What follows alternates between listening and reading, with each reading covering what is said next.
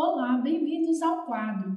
Nesta aula nós vamos entender dois conceitos muito importantes em ecologia: o conceito de hábitat e o conceito de nicho ecológico.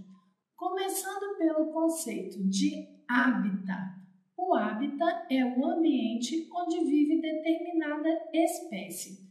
Se nós considerarmos espécies diferentes, nós teremos, logicamente, hábitats diferentes. Por exemplo, os ursos pandas vivem nas florestas de bambu, como, por exemplo, as florestas encontradas na China. Inclusive, a destruição dessas florestas tem eliminado os ursos panda do ambiente. Outras espécies diferentes, como, por exemplo, algumas espécies de caranguejos, vivem em ambientes alagados próximos aos mares que nós chamamos de mangues.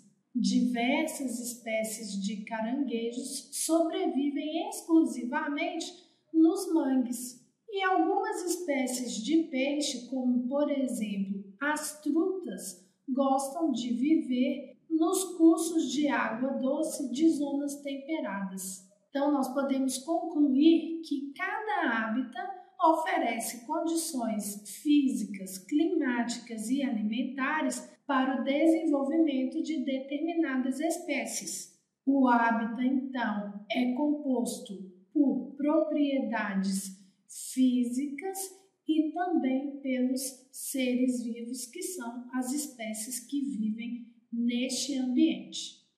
É no hábitat, pessoal, que cada espécie desempenha atividades específicas que fazem parte de um conjunto de interações adaptativas. Este conjunto é conhecido como nicho ecológico. O nicho ecológico, então, tem a ver com a função que a espécie desempenha no ambiente. Enquanto o hábitat é o local onde a espécie vive, o nicho ecológico tem a ver com as ações desempenhadas por essa espécie. E que ações são essas? Nós podemos citar a reprodução,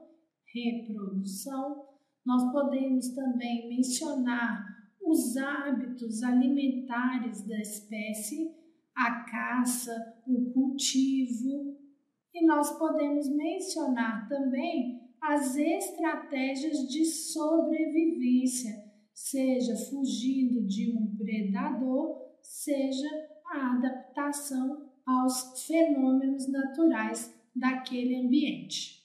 Mas, como as populações vivem em comunidades, o que aconteceria se uma espécie A tivesse o mesmo nicho ecológico que a espécie B?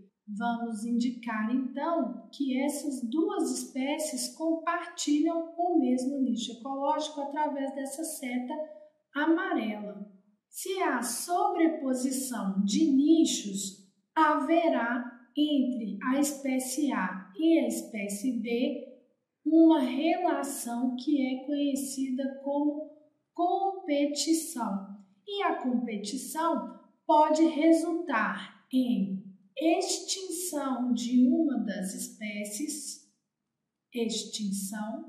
também na expulsão da espécie mais fraca pela espécie mais forte do ambiente, e aqui é a expulsão do território onde elas vivem, e pode haver também uma mudança de hábitos, seja de uma das espécies ou de ambas as espécies.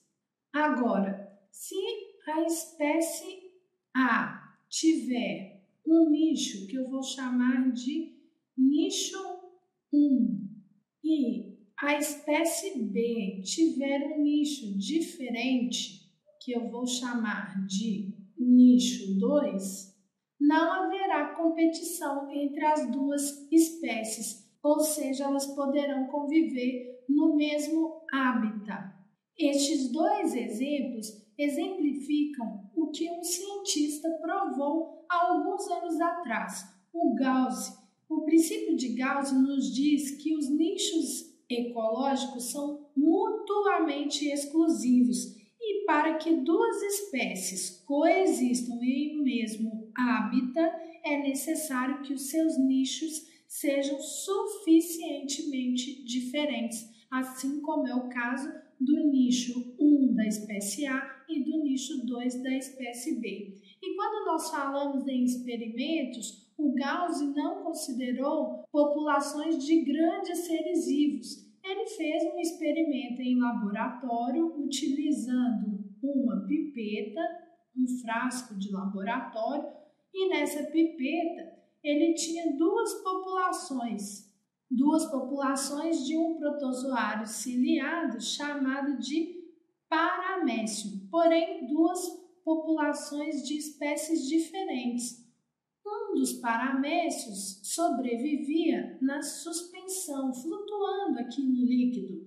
O outro paramécio gostava de viver grudadinho no vidro, junto às paredes do vidro. Logo, as duas populações conseguiam sobreviver dentro de um mesmo frasco, uma vez que elas possuíam comportamentos diferentes, desempenhando nichos diferentes neste mesmo hábitat.